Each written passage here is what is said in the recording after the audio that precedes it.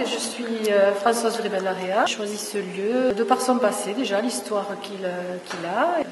C'est un bâtiment que j'ai toujours aimé et j'avais vraiment très envie d'exposer dans ce lieu.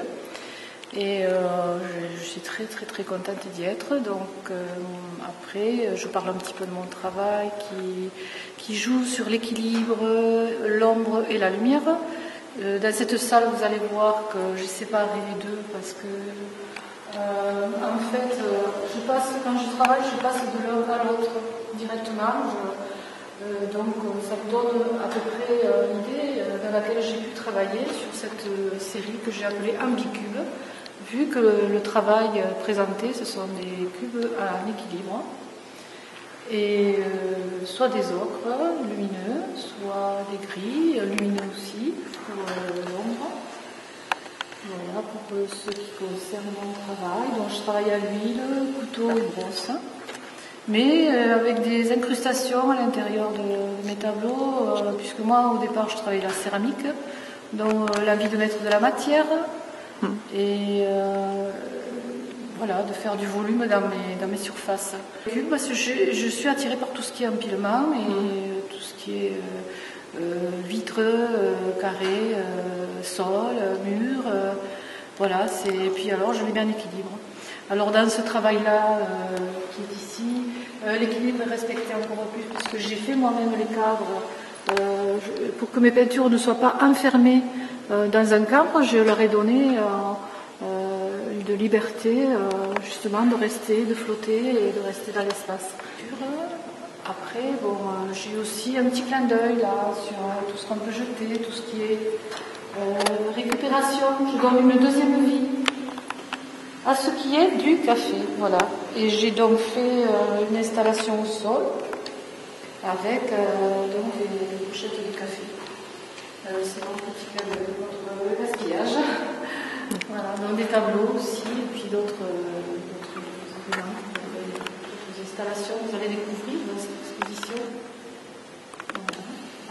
Ensuite, j'ai amené aussi quelques céramiques, puisque mon début d'artiste a été le travail de la céramique.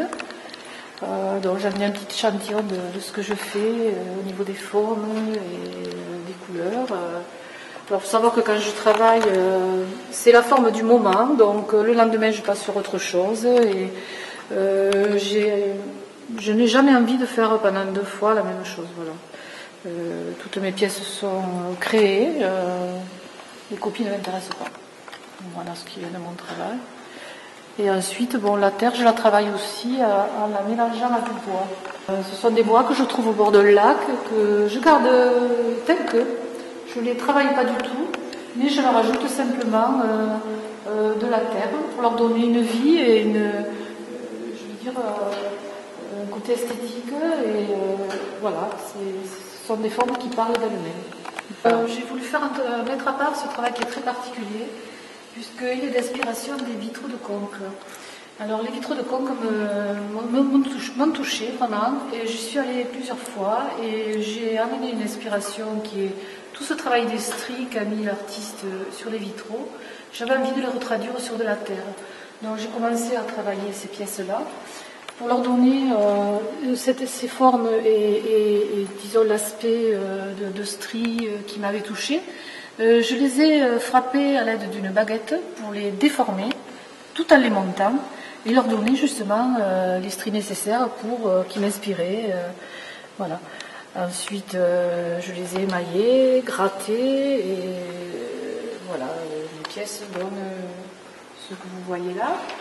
De là, j'ai fait des photos justement de ces stries et de ce travail qui m'intéressait. Quelques photos.